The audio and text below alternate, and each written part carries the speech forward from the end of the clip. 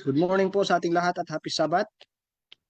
Tayo po ay magpapatuloy sa ating pong programa sa araw ng Sabat na ito, sa ating pong Divine Worship. Tayo po ay pangungunahan ng ating pong mga kapatid dito po sa Puerto Princesa City. So akin pong ipapakilala ang may bahagi.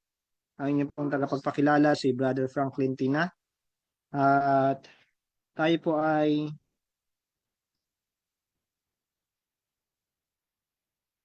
ang ating pong chorister ay ating pong technical na nangunguna sa atin sa umagang ito.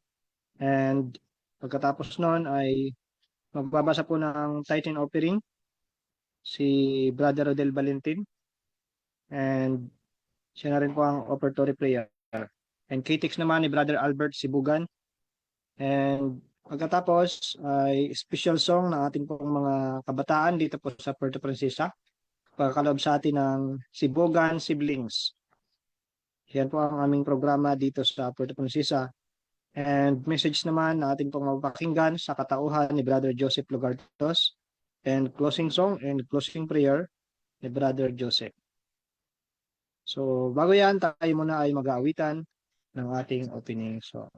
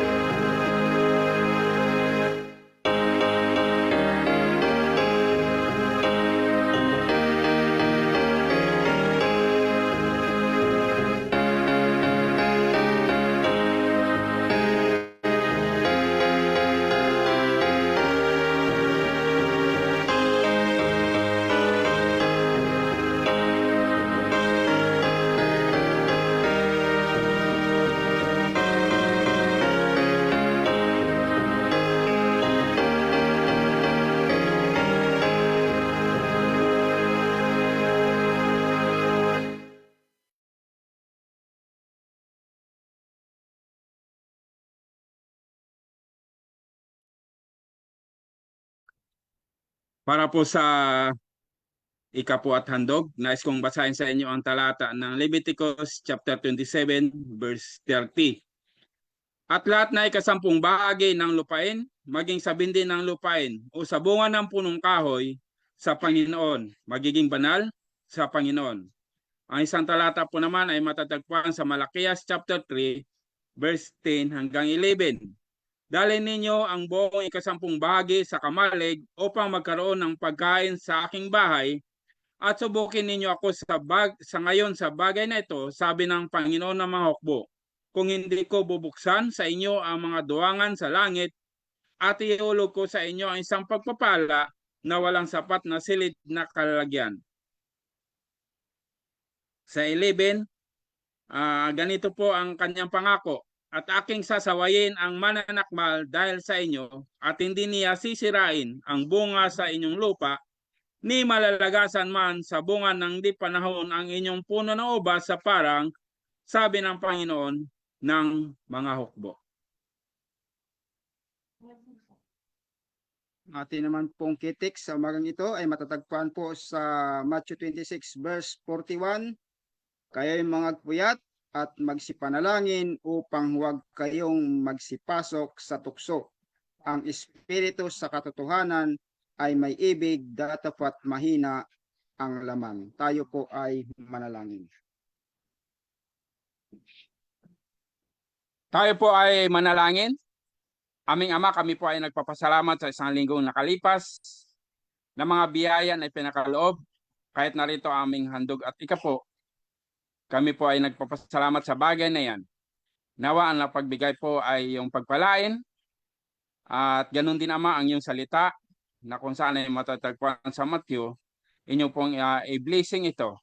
Lalo tigit ang magdadala ng iyong salita at ganun din Ama kaming tagapakinig. Nawa ka po kami kapuspusin ng banal na espiritu upang lubos naming maunawaan ang mga bagay na mga makalangit na pagkain pang espiritual. Nawa kami ay patawarin at linisin sa lahat naming karumihan. Ipasok kami Ama sa iyong kaharian na mayroong kagalakan. Maraming salamat. Tumindalangin sa pangalan ni Jesus. Amen.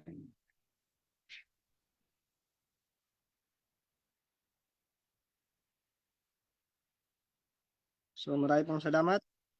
So ngayon po, tayo po ay dadako na sa atin pong susunod.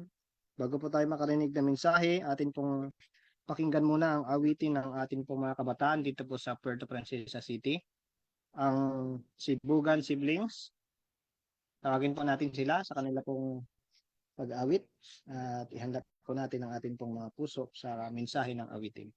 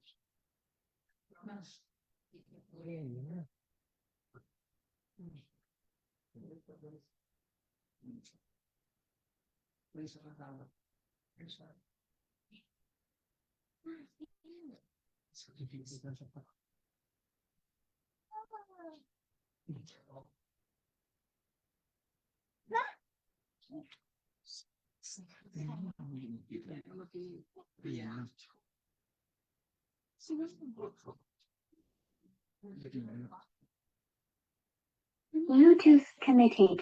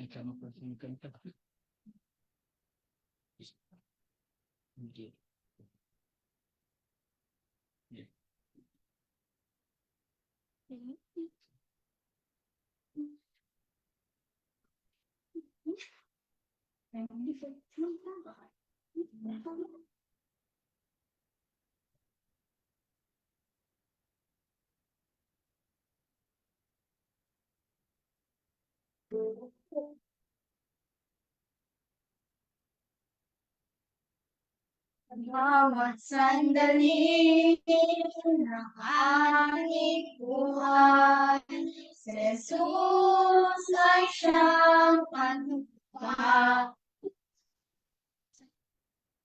Ang tanang kaligayahan ng bawat isa, siya ang nagbibigay ng pag-asa. Kinabukasan mo ay naroon sa Kanya.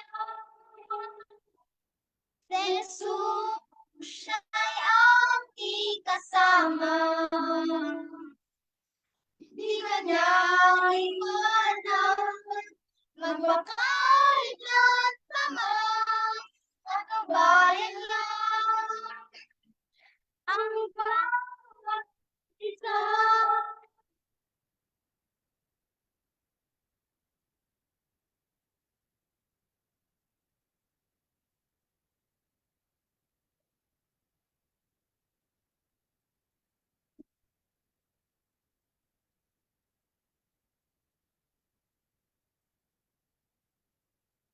Bigay sila sa ating paningin, nagbibigay sa namin.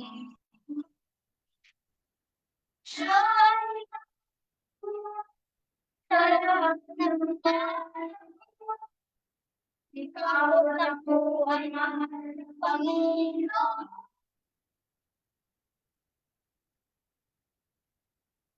Kinabukasan mo ay nasa Kanya. Jesus, siya'y aking kasama. Hindi niya iwanan ang bahay.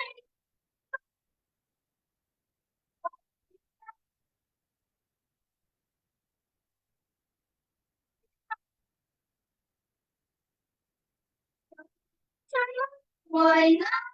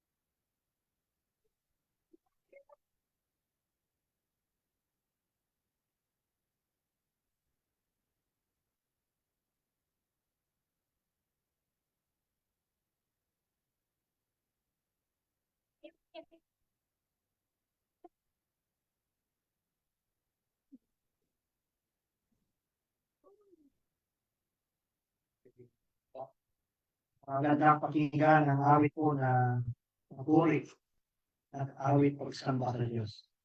Lalo tigit yung mga kabataan katulad sa atin pong narinig ngayon. So, kahit po ay magpapatuloy na sa ating pong programa, tawagin po natin si Brother Joseph. Bilang siya ang ikinito sa ating pong pag-aaral na magbibigay mensahe sa umaga ito.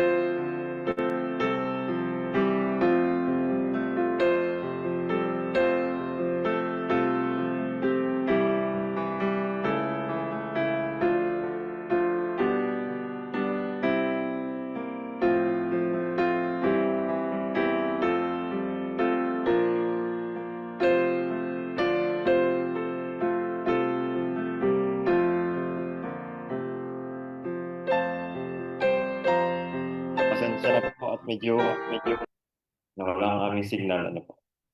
So, balik po tayo.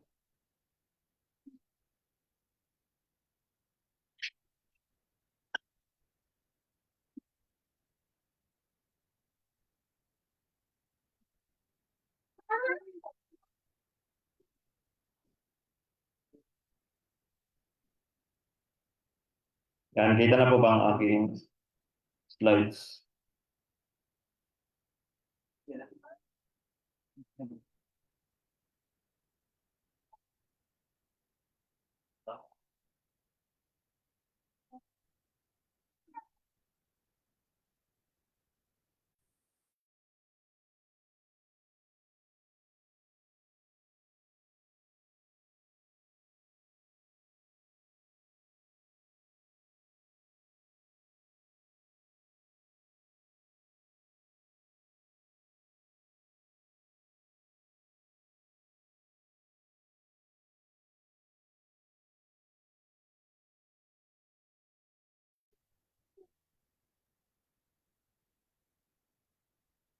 Okay po, tayo po'y magpatuloy.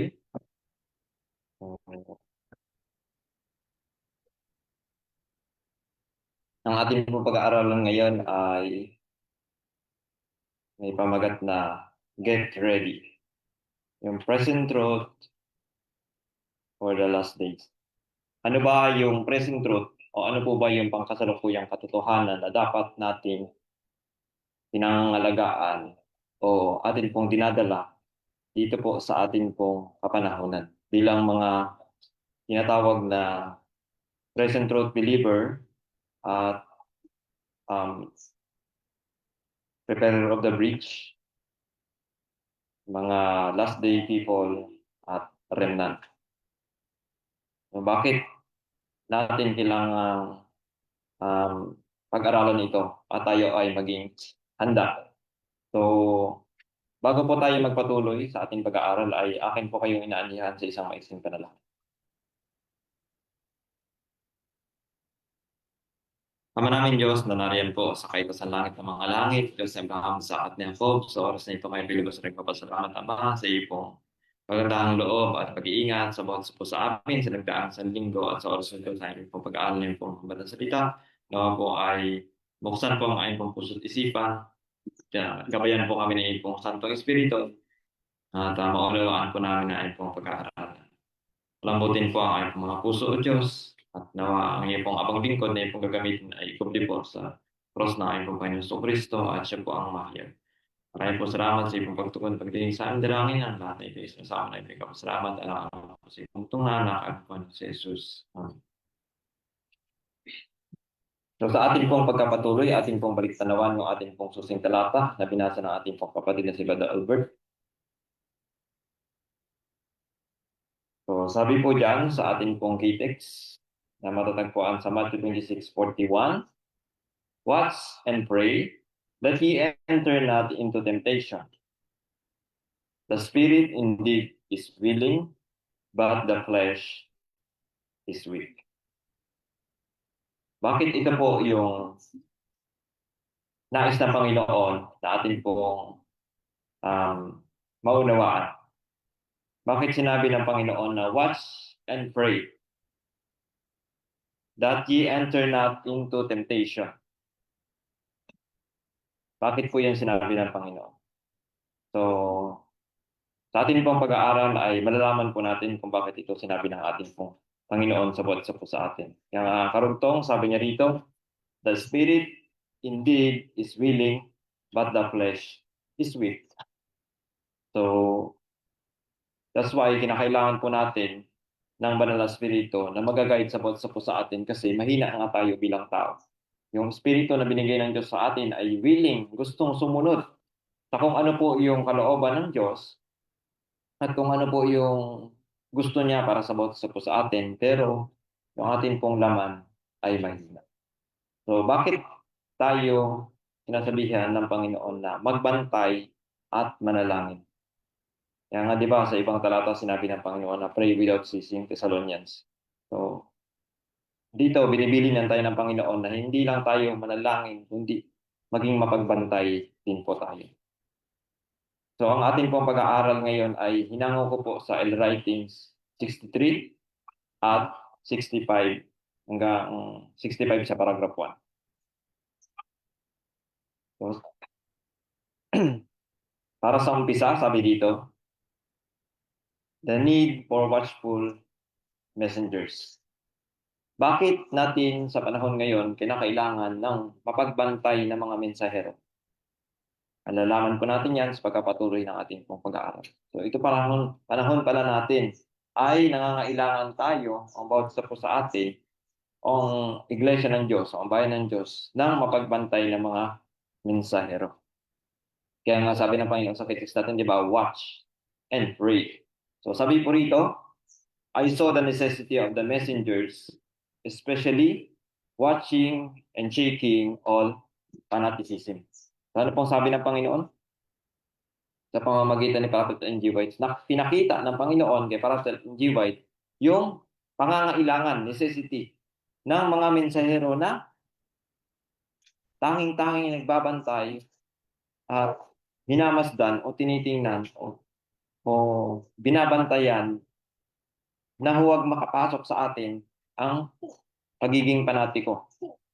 Fanaticism. Bakit? Sabi po sa kasunod, Satan is pressing in on every side. Bakit? Dahil si Satanas po ay nandyan sa bawat paligid natin. Anong ginagawa niya? Nagbabantay siya sa atin. Sabi diyan, nagbabantay siya sa atin na tayo po ay gaya nga sabi doon ng isang maninilang leon na kapag nalingat yung tupa, lalapain. Gagawin niyang prey. So sabi dito, unless we have on the whole armor of God, the fiery darts of the wicked will hit us. That's why marami sa atin, kahit na nasa present truth, ay nagkakaroon ng doubt sa present truth. At hindi ko nga lang kung sinabi dito na ilan sa mga quotation ni Prophet G. White ay nagsasabi na marami ang tumanggap ng katotohanan, especially ang mensahe ng tatlong anghel, at matibay nilang pinanindigan yun, pinayuan nila. Subalit sa pagtakbo ng panahon, nagkaroon sila ng pagdududa. Ang ginawa nila, bumaba sila dun sa matibay na pundasyon na inilagay ng Panginoon. Bumaba sila at chinek nila, tiningnan nila. Parang may mali. Ano sabi ng Panginoon, kapag ginawa natin yun, ang mangyayari sa atin ay mapupunta tayo sa kadiliman.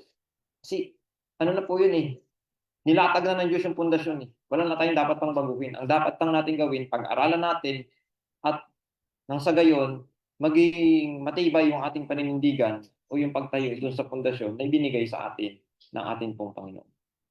So, yung mensahe, ang present truth, nandiyan na yan. Ang tangi lang natin gawain is alamin, panindigan, at ibahagi. Yan sabi diyan, there are many precious truths contained in the Word of God. But it is present truth that the flock leads now. Ano po yung isa sa present truth na kinakailangan ng flock ngayon? So wala pong ibang specific na binigay ang Panginoon sa atin, kundi sabi niya, di ba, sa Matthew 24:14, and this gospel of the kingdom shall be preached unto all the world for a witness unto all nations, and then shall the end come. So, hintay tayo ng hintay sa Panginoon, ano? Tapos sabi natin, Lord, bakit nagluluwat ka? Bakit nagtatagal ka? Ang tagal na sinabi, babalik ka, pero hanggang ngayon, wala ka pa rin. Kaya yung iba, nagkaroon na ng pagdududa. Matagal na sinasabi yan, patay na yung mga lolo't lola namin. Sinishare na sa amin yan hanggang ngayon. Ganyan pa rin, pero parang wala naman nagbabago. Pero ang tanong, tayo ba na nakakaalam ng katotohanan? Ginagawa na po ba natin yung part natin? Na maging witness unto all nations. Na i-preach yung gospel para yung gospel na yun maging witness unto all nations, and then shall the end come. Kasi kung hindi po yan mapipreach sa all nation, hindi po darating ang wakas. Pero, huwag po tayo mawalan ng pag-asa mga kapatid. Maipipreach at maipipreach ito sa buong sanlibutan. Ang tanong nga lang, kung hindi tayo ang gagawa, sino ang gagawa? Kukuha ang Panginoon ng iba na hindi natin ini-expect na sila ang gagamitin ng Diyos. Ang tanong again, paano tayo? Kapag nilagpasan tayo ng Panginoon, kapag kumuha ng Panginoon ng iba dahil hindi tayo tapat na servant, hindi natin ginagawa yung part natin para i-preach yung gospel sa iba, tapos ang masakit nito, tayo dito sa loob, nagbabangayan tayo, nagkakagatan tayo. Sa hindi na sa maliliit na mga detalye ng mensahe, hindi tayo magkasundo. Nagbabakbakan tayo sa loob. Tapos yung gawain natin na dapat i-preach yung gospel sa labas ay pinapabayaan natin. Lalagpasan tayo ng Panginoon. At ibibigay ng Panginoon sa iba yung gawain. Sila yung tatapos ng gawain. I-expect natin tayo ano po. Kaya nga sabi dito, isa sa present truth na kailangan ng bayan ng Diyos ngayon is maunawaan ng mga mensahero ng Panginoon ngayon. Lahat po tayo mensahero dito, hindi lang yung mga worker, hindi lang yung mga pastor, hindi lang yung mga teacher, hindi lang yung mga missionary. Every one of us, mayroong responsibilidad na maging kamanggagawa ni Kristo. Hindi naman ito pagalingan eh. Pag alam mo yung katotohanan, nilakaran mo, pamuhay mo yung katotohanan, pinanindigan mo yung katotohanan, at unti-unti binabahagi mo sa mga tao kahit sa kwentuhan lang. Malaking bagay niyo sa gawain ng Panginoon.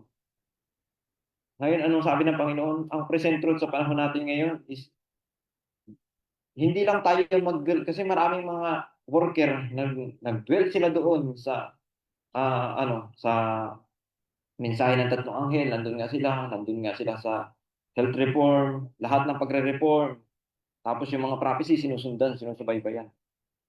Pero ang nangyari, hindi nagkaroon ng espesyal na katangian na bantayan yung pagiging panatiko. Kaya marami sa atin nahulog sa pagiging panatiko. Nasobrahan tayo. Pero isa itong pakana ni Satanas para wasakin tayo. Anong nangyari ngayon? Sa mga naunang mga worker na nagkaroon ng mga pamilya, may mga anak na lumaki sa reformasyon. Nasaan na yung mga bata? Dahil sinabi na bawal ng ganito, bawal ng ganun, bawal ng ganyan. Lalo na yung hindi pinapaaral, yung pina-homeschool. Ang problema, yung ibang mga magulang wala namang kapasidad na magturo sa anak, hindi napabayaan yung anak. Hindi nila sa bundok, ang ginagawa, pinapagtrabaho lang. Walang natutunan yung bata, hindi na-guide na maayos, tapos hindi alam yung tamang, diba, hindi natin alam yung tamang rason kung bakit tayo nagka-country living. Ang gusto lang natin ay sumunod doon sa sinasabi ng Panginoon na magmamundok. Pero ano ba yung purpose kung bakit tayo nasa bundok? Diba, baguhin natin yung likas natin, masuot natin yung likas ni Kristo. Ay kung hindi yun yung layunin natin, nonsense po yung pagkakit natin sa bundok. Na nabiktima ng pagiging panatiko, ano nangyari? Nung bumaba sa sanlibutan, nasa na sila ngayon? Diba? Nakakalungkot. Mas marami sa mga anak ng mga pastor, anak ng mga worker, ang mas malala pa ang ugali o ang pamumuhay sa taga-sanlibutan kaysa sa taga-loob. Mas matindi pa ang naging worse. Naging mas worse. So kaya nga sabi ng Panginoon, check natin yung mga pagiging panatiko. Huwag natin yan papapasukin sa atin kasi yan yung daan ni Satanas para po tayo ay masira at napahamak. So isa yan sa mga present truth na nais ng Panginoon na atin pong matunghayan sa mga panahong ito. So, yan nga sabi ng Panginoon sa Ephesians 6:11, put on the whole armor of God, that ye, sabi diyan, may be able to stand against the wiles of the devil. Kailangan nating isakbat. Hindi po yung bahagya, ang sabi ng Panginoon, the whole armor of God. Para po tayo makatayo laban sa mga pakana ni Satanas. Ephesians 5:17, Wherefore be ye not unwise, but understanding what the will of the Lord is. So ito po yung nagiging problema sa atin. Ano? Kaya tayo nahuhulog sa pagiging panatiko kasi hindi natin lubusang naintindihan kung ano po yung kalooban ng Diyos para sa bawat isa po sa atin. Kaya bakit niya po tayo dinala dito? Ano ba talaga yung purpose? Ano ba talaga yung laman ng gospel? Ano ba talaga yung gospel na binigay ng Diyos sa atin? Minsan parang nagiging kagaya tayo ng mga matandang Israel. Mas pinabigat na natin yung pagsunod. Samantalang ang binigay ng Diyos na present truth sa atin ay tinatawag na last message of what? Mercy. Pero minsan tayo, pa nag-apply tayo ng message na pag sinabi natin na health reform, pag sinabi natin na lahat ng pagre-reforma, ang nangyayari sa atin, nawawala yung mercy. Di ba po? Minsan parang bumabalik tayo sa pagiging pareseyo. Na kailangan, to the letter, sundin mo. Pero sa kaloob-looban natin, ay sabi nga ng Panginoon di ba? Sundin nyo na lang yung sinasabi nila pero wag nyo gawin yung ginagawa. Kasi bakit? Sinasabi nila yung nagawin pero ultimo yung hiniliit ang daliri nila, hindi nila may angat para sundin. Sana wag tayong bumagsak sa pagiging pareseyo. Ano po? Sabi ng Panginoon, wag tayong maging mga walang kaalaman. Kundi magkaroon tayo ng pagkaunawa kung ano po yung kalooban ng Diyos para sa bawat isa po sa atin. Ano ba talaga yung will ng Diyos? Dito maraming pumapasok na dito. Kaya pag hindi po natin ito nabantayan, mapupunta tayo sa pagiging panatiko, madadala tayo ng winds of doctrine kasi hindi natin kilala yung Diyos na ating pinagilingkuran. Kaya nga, balik tanawan natin. Hindi ko lang po nasali dito. Paborito natin ngayon ito na verse. Sana lahat tayo ng mga OTG, one true God believer. John 17:3. And this is life eternal, that they might know thee, the only true God, and Jesus Christ, whom thou hast sent. This is life eternal, that they might know thee. So kinakailangan talaga nating lubos na maunawaan, makilala yung Diyos na ating pong pinaglilingkuran. So, paano natin nakikilala ang isang person? By His character. Not by His name only, but by His character. Alam mo yung gusto niya? Alam mo yung ayaw niya? Di ba? Sa mag-best friend, sa mag-asawa. Paano ba nagkakaroon ng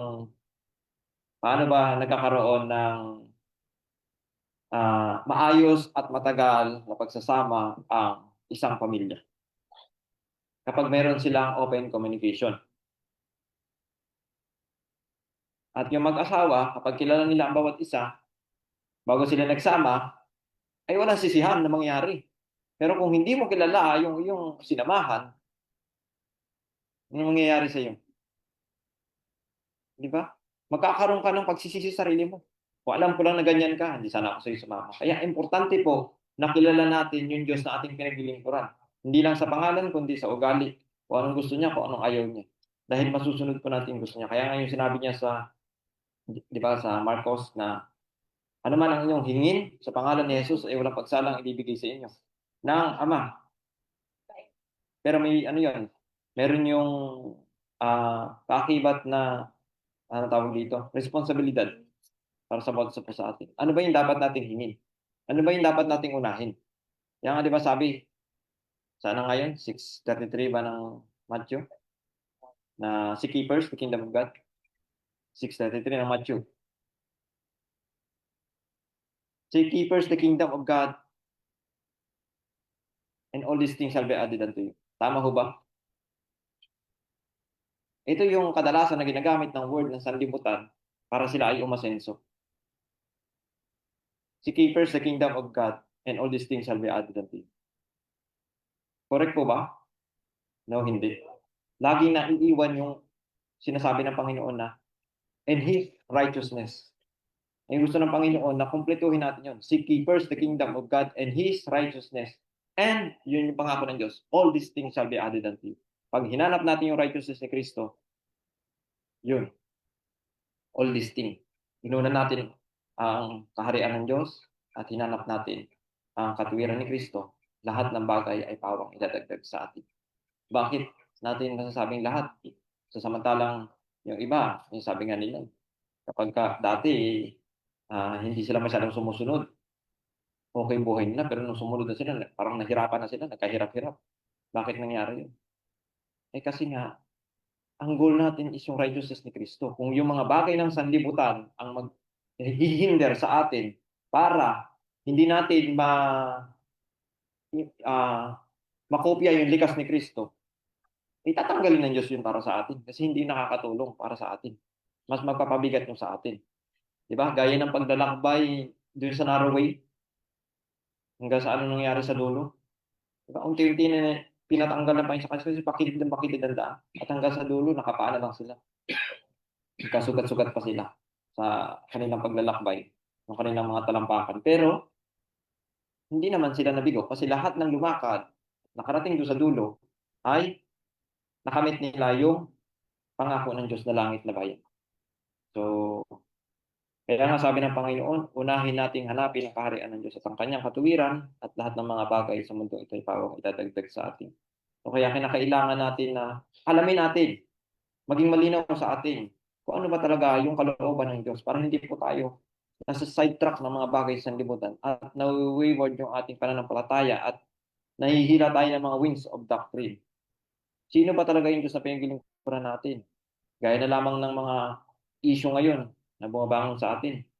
Ang karakter ng Diyos, kailangan talaga malinaw sa atin yan kasi ang daming mga side issue na dumarating na katulad niyan. Ang Diyos ay hindi pumapatay, hindi nagpapato. Malalaman natin yan dito sa pag-aaral natin. Hindi siya nagpaparusa. Paano mo i-share yung first angel's message? Sa first angel's message pa lang, nandun na kaagad. Sabi ng Panginoon, fear God and give glory to Him. For the hour of His judgment is come. Kung yung Diyos na pinagilingkuran mo, sinasabi mo na hindi siya pumapatay, sabihin hindi siya nagpapataw ng justice. So, unawain natin. Kaya sabi ng Panginoon, search sa John 5:39, search the scriptures, for in them you have eternal life, and they are they which testify of me. Doon natin makikilala yung Diyos. Saliksikin natin mabuti, hindi porket sinabi ng Panginoon na huwag kang papatay, ay yung isip natin ay lahat ng pagpatay ay isa na, pare-pareho na. Kilalanin natin yung Diyos na pinagilingkuran natin kasi baka magkaroon tayo ng pagdududa. Baka pagbanggain natin yung Biblia. O yung sinasabi sa Exodo 20, huwag kang papatay, pero yung sinasabi sa Exodo 21. Di ba? Tapos yung sinasabi ng Panginoon sa Deuteronomy na I kill and make alive. Hindi nagrambol-rambol na.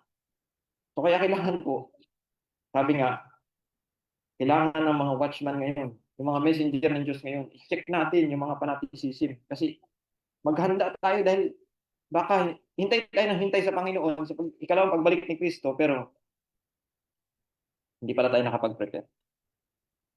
Kaya sabi diyan, the message that must be preached. Ano ba yung message na dapat natin i-preach? Such as the subject of the sanctuary, such subject as the sanctuary in connection with the 2,300 days, the commandments of God and the faith of Jesus. Sorry, hindi ko lang po na-highlight yung the commandments of God and the faith of Jesus. Kasama po yan sa mensahe na kailangan natin i-preach ngayon. Sa message na ito, ano pong sabi ng Panginoon? Dito, establish the faith of the doubting and give certainty to the glorious future.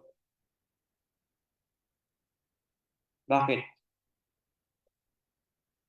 Ano ba ang dahilan? Bakit sumulpot ang Seventh-day Adventist? Di ba? Ang una ay, ano sila? Ano ang una sa kanila? Di ba? Lumabas sila mga Advent movement. Pero Sunday keeper. Bilang Seventh-day Adventist, kailangan po natin, alam natin dapat kung saan tayo nagmula. Hindi tayo putok sa buho. Galing tayo doon sa pagproklama ng first and second angel's message by the Millerite movement. Pero hindi pa sila Seventh-day Adventist. Sunday keeper pa ho sila. At sino yung nagkikip ng 7th day? Sabat? Huwag po kayo malilito kasi ang Sabat ay day of rest. Pero ang gusto ng Panginoon na day of rest sa atin ay kapito. Maganda pong pag-aralan yan. Ngayon, balik tayo doon. Sino po yung isa doon sa mga pioneer na nagkikip ng 7th day Sabbath kahit hindi pa ho alam ng karamihan ang 7th day Sabbath na mark ng Diyos na yun yung dapat na araw na panginig. Diba? Si Elder Joseph Bates, si Captain Elder Joseph Bates. Siya po ang isa sa talagang nagkikip ng Sabbath na sa tingin pa nga ni Papa N.G. White, nagkakamali siya.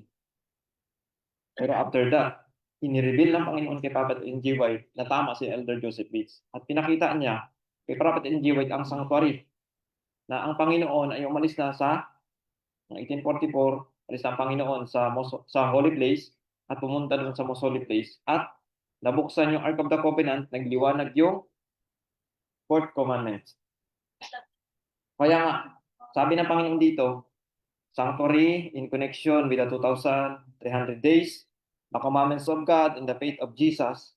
So yan po yung mga present truth na dapat establish ang bawat isa po sa atin. Bakit? Dito may establish ang pananampalataya ng mga nagdududa at magbibigay ng ano tawag, certainty? Ano sa Tagalog ng certainty? Katiyakan. Salamat po. Katiyakan para sa maluwalhati nating hinaharap. O maluwalhati ho pala yung hinaharap natin, mga kapatid. So, anong sabi ng Panginoon sa atin? Kapag itong mensahe na ito, ang pinanghawakan natin, mawawala yung pagdududa natin. So, bakit tayo nasa side, natatangay ng mga side issue? Kasi, nakakaligtaan natin na ito, yung mga present truth, dapat natin laging inaalaala. Kaya nga, di ba, we are the repairer of the breach. Balikan natin kung ano po yung mensahe o yung katotohanan na ibinigay ng Diyos sa atin kung bakit tayo naging Seventh-day Adventist. At di lamang ito para sa Seventh-day Adventist. Kasi ibinigay ng Diyos ito sa Seventh-day Adventist para yung Seventh-day Adventist ang magliwanag sa buong sanlibutan at malaman ng sanlibutan ang katotohanan. At kapag nalaman ng sanlibutan ang katotohanan, sabi ng Panginoon doon sa Revelation 18 verse 4, di ba? Yung anghel na pang-apat ay sasanib doon sa pangatlong anghel at magliliwanag ang buong sanlibutan. So, in order to us to be established in the faith, kailangan po alam natin yung present truth, yung ating pong pinanghawakan, katotohanan. Sabi diyan, these were the principal subject on which the messengers should dwell.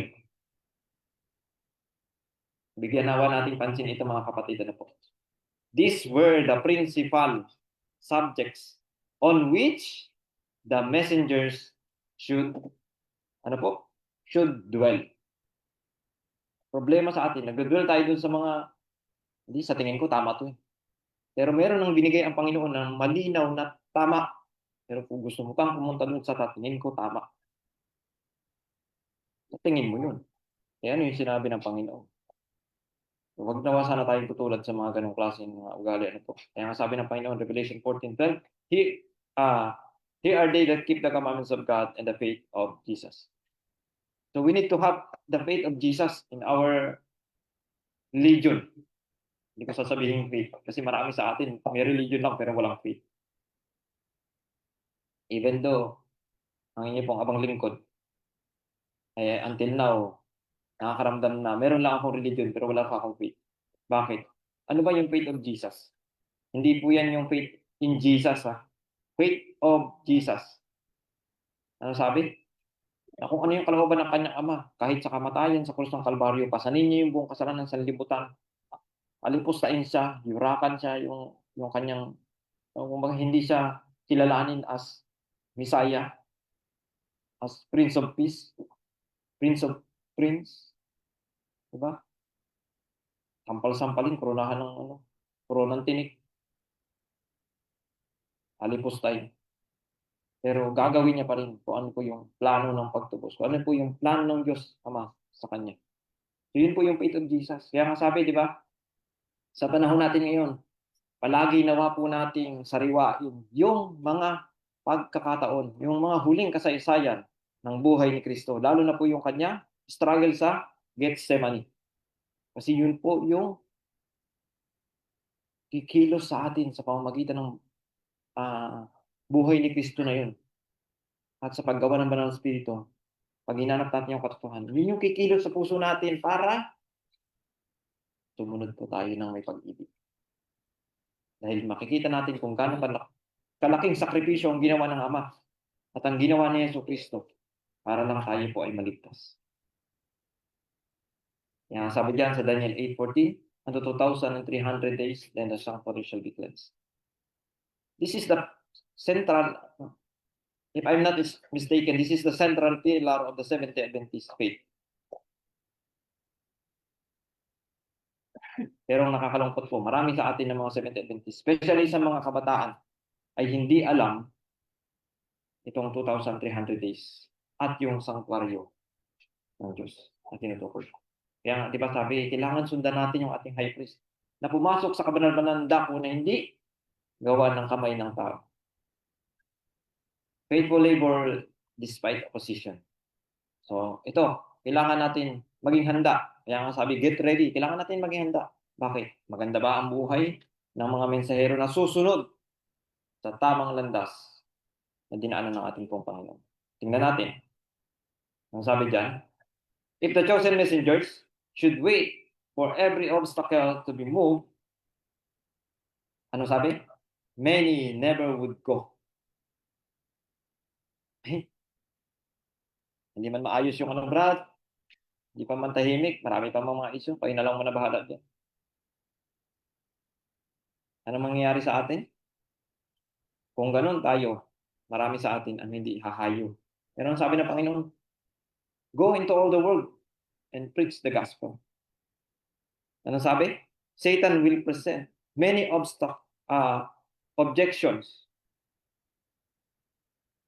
So, ano mangyayari sa atin kung maghintay tayo ng magandang panahon o pagkakataon para ibahagi natin yung salita ng Diyos o para gampanan natin yung tungkulin natin? Gaya ko noon, like kong iniisip ko, ay ayoko maging, yung alam niyo yun, yung parang pulubi kang misyonary, para kang namamalimos. Kaya gusto ko, meron akong sarili, ako yung magpo-provide na pangangailangan ko sa tulong ng Panginoon. Kasi ayoko nang hihingi. O ayoko yung parang kawawa naman yung mensahero ng Panginoon, mapakayaman ng Diyos ko. Tama, parang tama naman naisip ko ano po. Ang yaman-yaman ng Diyos ko, tapos ako magmi-missionary para akong pulubi. Sa tingin ko, tama yun.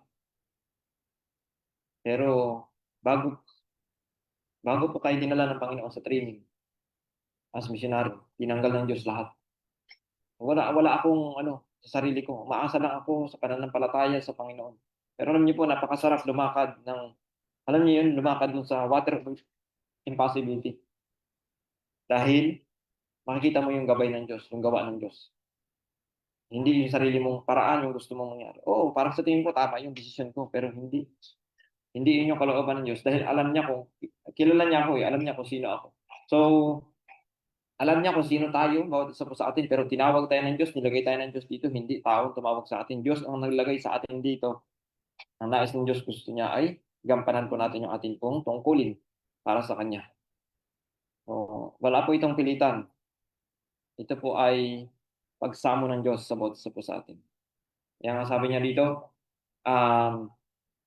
kung maghihintay tayo ng magandang pagkakataon para tayo gumawa, walang mangyayari. Kasi bakit? Si Satanas ay laging naglalagay ng mga gambala sa daanan natin. Naglalagay siya ng lahat ng pwede niya ilagay para hindi tayo makagawa. Pero anong pangako ng Diyos? But they will have to go out by faith. Anong gusto ng Panginoon? Kubalit kinakailangan natin lumakad sa pamamagitan o humayo sa pamamagitan ng pananampalataya. Ang sabi niya sa Psalms 126 verse 5 and 6, they that sow in tears shall reap enjoy. Gaano kasarap tanggapin yung diploma na pinaghirapan. Na nag-working student ka, bago mo nakamit yung diploma. O yung sustentado ka ng lahat. Sino ang mas masaya? Yung nagsakripisyo o yung ayahay lang? Di ba? Iyak talaga kapag ikaw ay nakapagtapos ng pag-aaral na ikaw mismo nagpaaral sa sarili mo, nagsakripisyo ka. O nagsakripisyo yung mahal mo sa buhay, yung pinakamamahal mong magulang para lang makatapos ka. Iyak ka talaga. Di ba? So, ganun yung tears of joy na gusto ng Panginoon na magkaroon tayo, matanggap natin. So, sa pagpapatuloy po, sabi diyan sa 2 Corinthians 5:7, for we walk by faith, not by sight. Kaya ang pananampalataya, di ba? Hebreo 11 verse 1. Anong pananampalataya? Sa mga bagay na hindi nakikita. Hindi sa mga bagay na nakikita. So kung tayo nakatingin sa mga bagay na nakikita, hindi pa natin na-exercise ang pananampalataya. At take note, mga kapatid, na ang faith ay, ano po, Brad? Brad ko ito madalas narinig. Yung ladder of Christian progress. Ang unang step ay, ano po, faith. Ngayon, ang dulo ay, ano, charity. Tingnan niyo po yun sa, ngayon, sa 2 Peter. Yung ladder of Christian progress. Now, kung wala pa tayo sa faith, hindi pa natin na-exercise yung faith, mga kapatid, huwag tayong umasa na pagdating ni Kristo, maliligtas tayo. Honestly. To be honest. Ayaw ng Panginoon na magbiro-biroan lang tayo dito, ano? To be honest. Hindi tayo maliligtas. Kasi marami pa tayong lalakad. Marami pa tayong pananagumpayan. Kaya nga yung 1 Corinthians 13, yung charity, wala pang exempted sa atin dyan. Pero tandaan niyo, mga kapatid, na ang character building o yung pagbabago ng ating pong likas para maging katulad ng likas ng ating pong Panginoon is a lifetime process. So wag nawa tayo maghusgahan sa bawat isa po sa atin. Kundi magtulungan tayo na ma-overcome natin ang ating pong mga kahinaan. At sabi diyan, Revelation 2 verse 10, be thou faithful unto death, and I will give thee the crown of life. So, ano sabi ng Panginoon? Magtapat tayo hanggang kamatayan. At ang pangako niya ay, bibigyan niya sa atin ang crown of life. Nawa makamit natin ito, mga kapatid. The call to get ready. Time is almost finished. Ano sabi ng Panginoon? Get ready, get ready, get ready. Now, ang isang salita, kapag ilang beses pong inulit, gano'n ito importante. Ito ay sobrang importante. Kasi kung hindi ito ulit-ulitin, hindi ito importante. Pero bakit inulit-ulit ng Diyos? Get ready, get ready, get ready. Kasi importante sa bawat isa po sa atin ito. Baka masumpungan tayo ng Panginoon na katulad ng isang aliping hindi tapat. At dumating ang kanyang Panginoon, ano mangyayari sa kanya? Huwag natin ibaon yung ating talento sa lupa na hindi natin ginagamit. Kasi bakit? Kukunin ng Diyos yun at ibibigay sa ibang nagpalago. Gusto ba natin yun? Sayang naman. Tinawag tayo dito, binigyan tayo ng special na Panginoon na gawain. Biruin niyo po. Yung gaya nga na sinabi ni Brad Japet kanina sa ating pong Sabbath School. Ano yung Diyos natin? Diyos ng buong pangkalawakan ng universe. Hindi natin nakikita yung iba't iba pang ginawa ng Panginoon. Pero binigyan niya tayo ng pabor. Hinayar tayo ng Panginoon. Di ba? Para tayo yung mag-shed ng light, tayo yung maging daanan ng kaligtasan na galing sa Kanya. Papunta sa mga kaluluwa na sana mapapahamak. Kaya ang panawagan sa atin ng Panginoon, get ready, get ready, get ready. You will have to die a greater death to the world than to have ever yet did. So, gusto ng Panginoon na bawat isa po sa atin. Kamatayan natin ang sanlibutan, ano man yung mga hatak ng sanlibutan sa bawat isa po sa atin. At mabuhay tayo kay Kristo. Gawin na natin ito. Kasi alam naman natin na nasa last days na po tayo. Ano? There was a great work to do and but little time. Kung ang karakter, ang pag-change ng karakter natin into the likeness of our Lord Jesus Christ is a lifetime process. At ito'y napakahirap, ano po, para sa atin na gawin bilang tao. Tapos meron na lamang tayong maiksing panahon. Halimbawa, ito lagi ko ito narinig kay Brother Timo. Nagkasakit tayo at binigyan tayo ng doktor ng taning na 1 buwan. What will we do? What will we do? Anong ating gagawin? Pakaisipin po natin yan, mga kapatid. Ano ang ating gagawin kung binigyan tayo ng taning? And alam natin, ano po, hindi lingid sa atin na hindi natin alam. Kaya sabi ng Panginoon doon sa Matthew, Mark, Luke, maging mapagbantay tayo sapagkat hindi natin alam kung anong oras, araw darating ang anak ng tao. Pero sinabi diyan, meron na lamang tayong maiksing panahon. Kaya nga sabi po rito sa Matthew 24:44, be also ready, for in such an hour as ye think not, the Son of Man cometh. Be also ready. So yun po yung panawagan ng Panginoon sa atin. Hindi na ito yung panahon para po gugulin natin yung time natin na maghanda tayo para sa ikakaganda ng ano natin, yung future natin dito sa sanlibutan. Hindi na ito ang panahon para doon. Hindi ito yung panahon para maghanda tayo sa future eternal life na inilalaan sa atin ng Panginoon. Pero take note mga kapatid, itong quotation na to, maraming, itong verse na to, or yung sinabi ko po, marami ang mga nagiging panatiko dyan. Kaya nga sabi ng Panginoon, avoid fanaticism. Hindi sinabi ng Panginoon na hindi na tayo maghahanap buhay, iwanan natin yung ating trabaho sa sanlibutan, mamumundok na lang tayo at maghihintay sa second coming. Magiging ano tayo nun, makasarili. Sabi ng Panginoon, occupy till I come. Kung saan tayo nilagay ng Diyos, maging liwanag tayo doon. Gawin natin. Gaya po nung isang quotation, I forgot the quotation, na-send ko po doon sa GC, sa United Intro, sa GC natin. Na hindi tayo pinapaalis ng Diyos doon sa mga lugar na kung saan tayo nilagay. Kundi gusto ng Panginoon na nandun tayo sa lugar na yon ay maging liwanag tayo at channel ng blessing, ng salvation ng mga tao na nandoon, na nakakasalamuhan natin. Kasi magkakaiba-iba tayo ng mga tao na nakakasalamuhan, hindi tayo pare-pareho ng naaabot.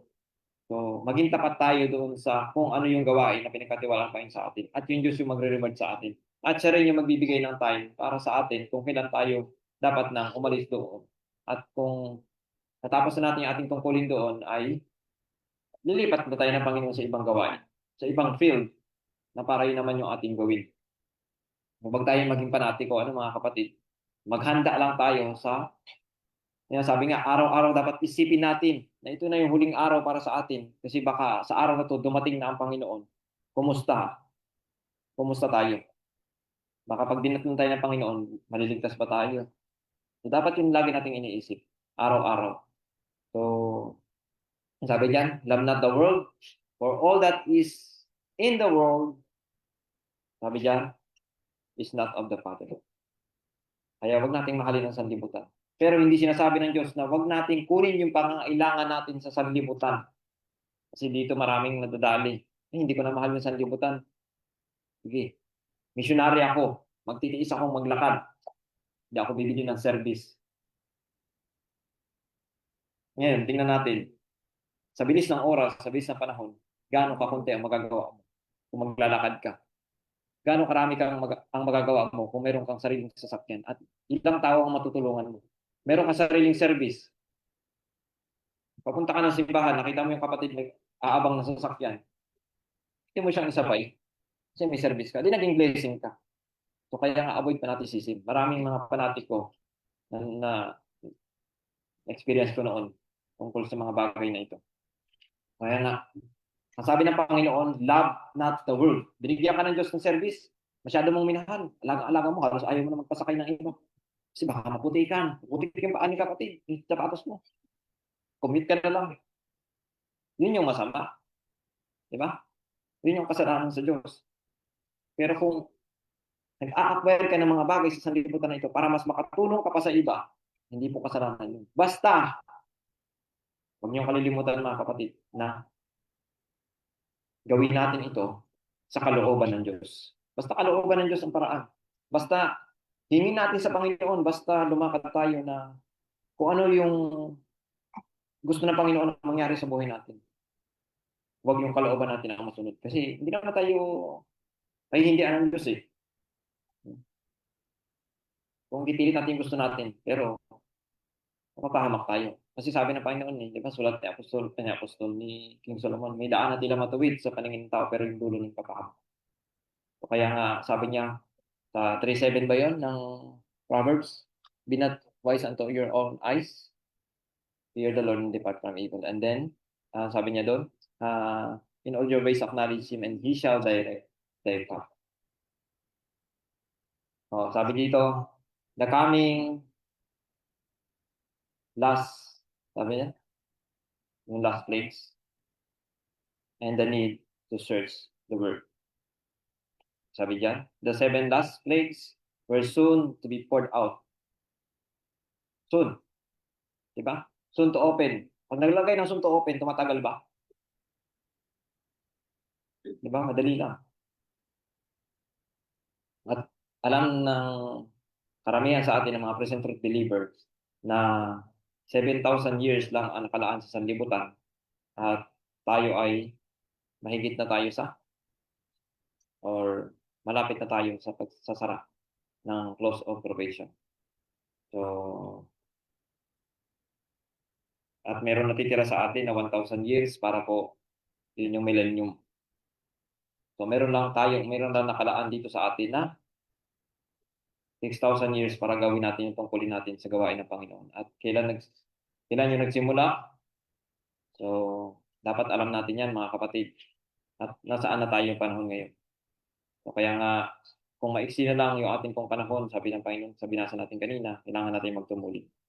So, sabi dyan, malapit na ibuhos yung 7 huling salot. Yan sabi dyan. Then I realized, nakita ni Captain G. White, the importance of searching the Word of God carefully to know how to escape the plagues.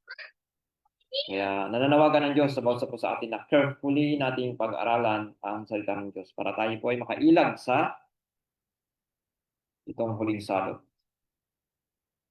Which, sabi dyan, which that the Word declares shall come on all the ungodly, who shall worship the beast and his image and receive his mark.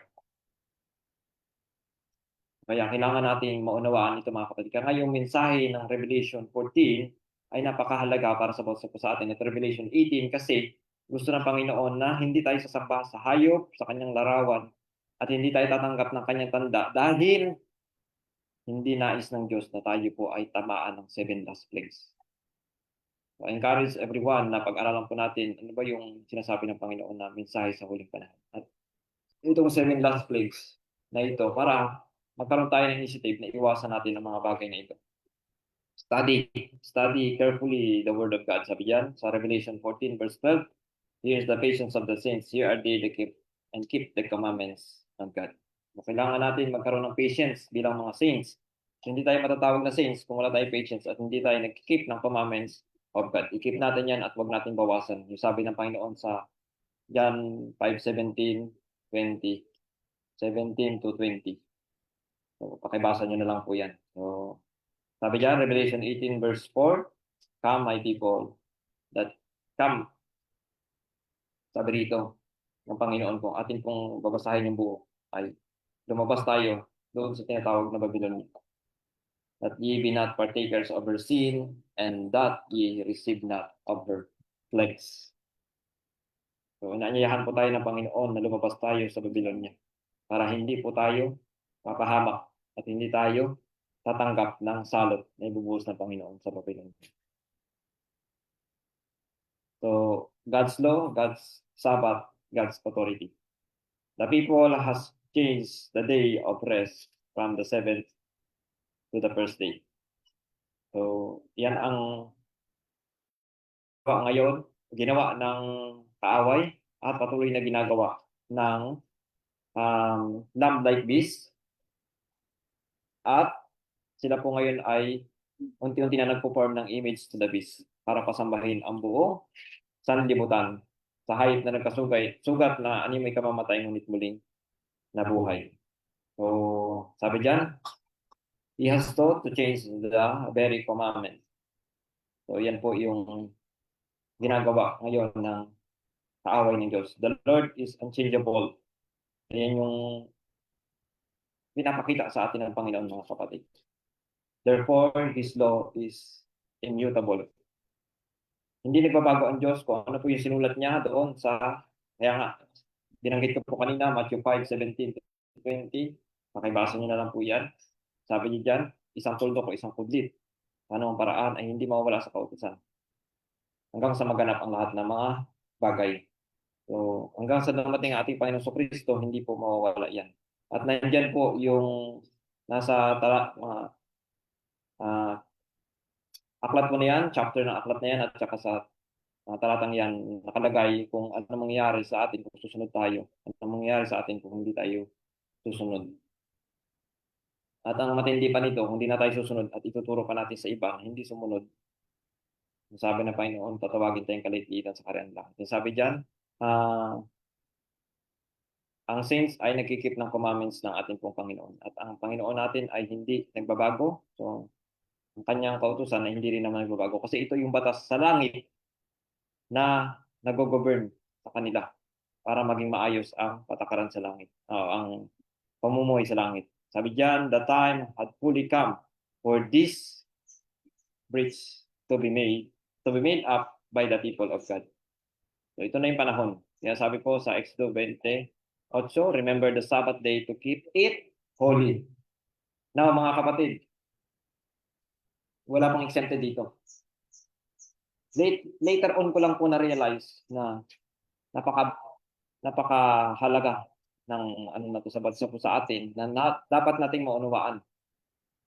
So, sabi diyan, ulitin ko po, remember the Sabbath day to keep it what? Holy. Kasi marami sa atin, nire-remember natin yung Sabbath day, pumunta tayo ng simbahan, nagsisimba tayo, pero napo-forgot natin na i-keep ito ng holy.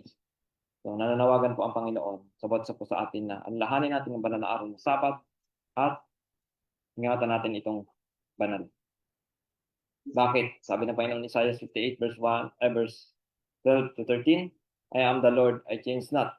So, malaki ang stress sa is.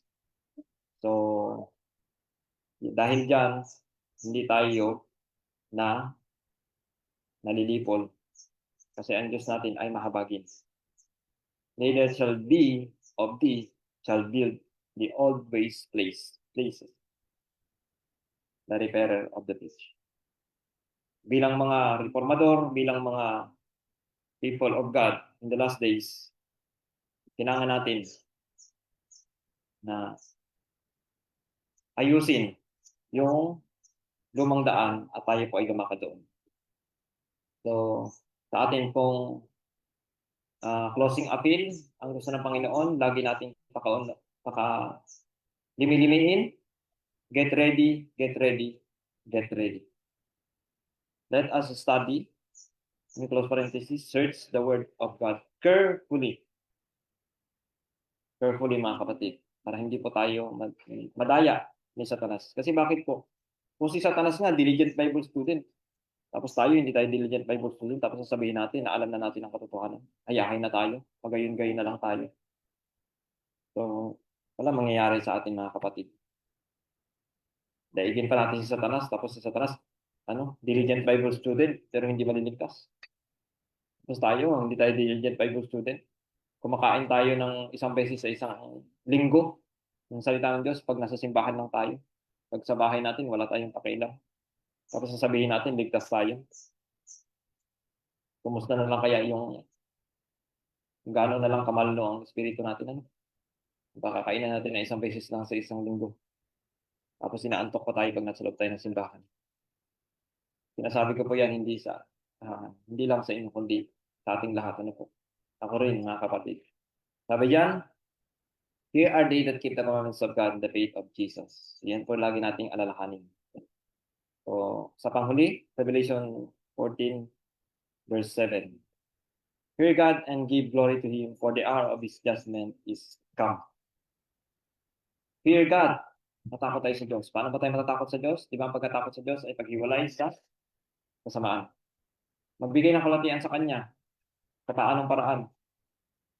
1 Corinthians 10, 31. 10:31 ng 1 Corinthians. Ano sabi? Whether therefore you eat or drink or whatsoever you do it to the glory of God. Hindi lang po yung pagkain at pag-inom, Kasi marami nagiging panatiko rito, nakabantay sila sa pagkain at pag-inom, pero nakalimutan nila yung whatsoever we do, sabi ng Diyos, do it to the glory of God. Bakit? Bakit magbigay tayo ng kalatian sa Kanya? Dahil dumating na po ang panahon ng Kanyang paghatol. So, ulitin ko po, na ang Diyos natin na pinaglilingkuran, dapat kilala natin sa Kanyang karakter kasi siya ay magbibigay ng hatol sa bawat isa po sa atin, anuman na ating pong ginawa. Maging mabuti man ito o masama, hatulan tayo ng Diyos ayon sa ating pong ginawa. At sa katotohanan na tinanggap natin at ating pong nilakaran, paano natin isinakapamuhayan. So, magandang umaga muli sa bawat isa po sa atin at pagpalain nawa po tayo ng ating Panginoon.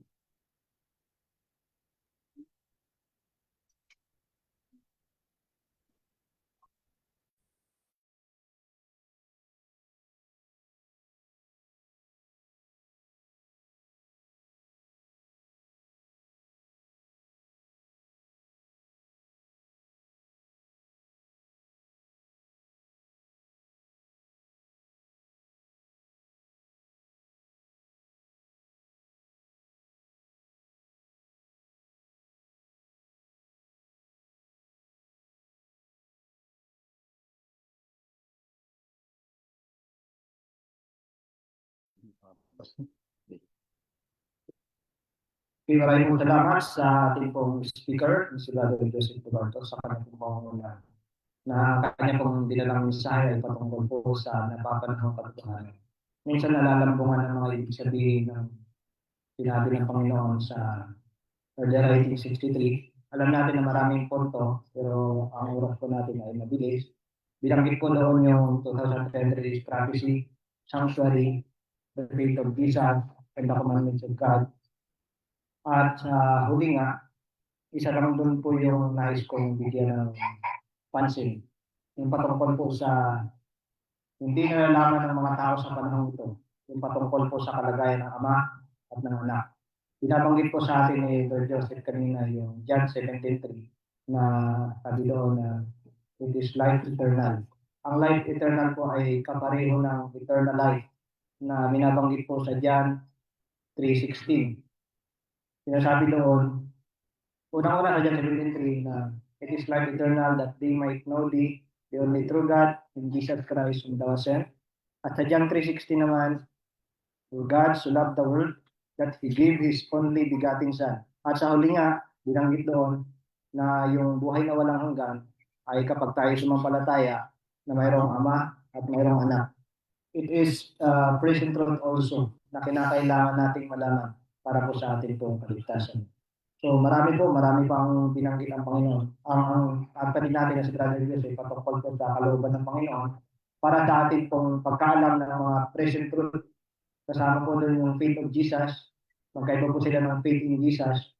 At binanggit din naman ni Pablo sa 2 verse 5 na let this mind yung pag-iisip ng kanyang pananampalataya na binanggit sa 14:12 ng Revelation na pumapatungkol sa kanyang pananampalataya sa Diyos, kung paano niya kinikilala ang Diyos, at ano siya. Sapagkat ito yung present truth na iniwan ng Panginoon sa atin at iniwan din ni John the Baptist sa kanilang kapanahonan.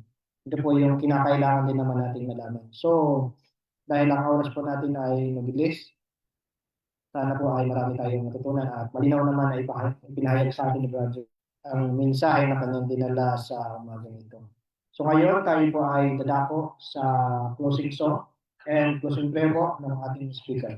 I-play po ng ating pong technical po closing song.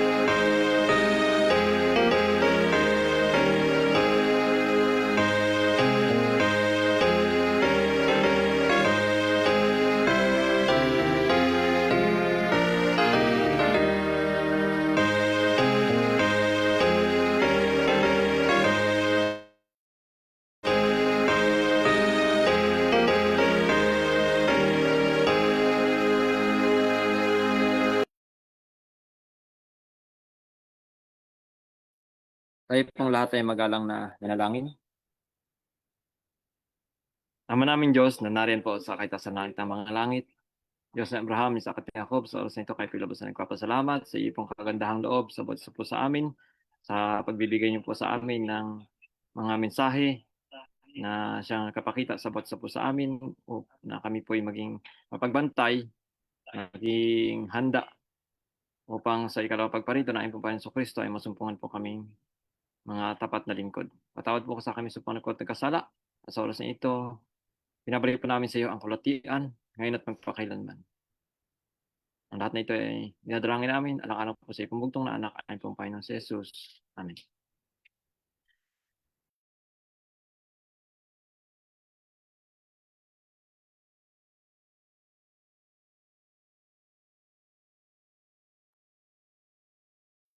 Okay. Maraming pong salamat sa ating lahat. So, ngayon po tayo po ay mag-lunch. So, iniimbitahan ko ang mga kapatid, lalo higit yung mga walang mga physical church na inaatinan. Nagkaroon po tayo ng Bible class for primary level, alauna ng hapon hanggang alas 3 ng hapon sa and alas 3 hanggang alas 5 naman para sa mga youth sa ating mga kapatid. So, iniimbitahan ko ang mga walang po mga physical church na sumali sa ating online. So ngayon po, tayo po ay makapaalam pansamantala. Isabat ko muli sa ating lahat mga kapatid.